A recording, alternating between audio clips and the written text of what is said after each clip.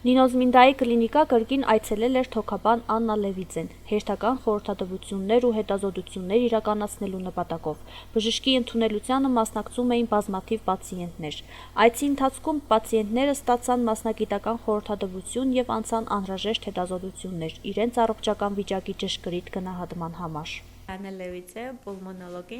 დღეს გვაქვს კიდევ ერთი վիզիտի Նինոծմինդայի։ Այսօր մենք հերթական այցն ենք իրականացրել Նինոծմինդայի կլինիկա, որտեղ մեզ արդեն սպասում էին բազմաթիվ պացիենտներ։ Պացիենտները տարբեր կատեգորիաների էին։ Այստեղ դիմում են ինչպես թոքերի քրոնիկ օբստրուկտիվ հիվանդությամբ, այնպես էլ բրոնխային ասթմայով եւ բրոնխիտի տարբեր ձևերով տառապող անձիկ։ Պացիենտներին նաեւ կատարվում է սպիրոմետրիական հետազոտություն։ Սպիրոմետրիան թոքերի ֆունկցիոնալ վիճակը գնահատող կարևոր հետազոտություններից մեկն է, որը լիովին անվտանգ է։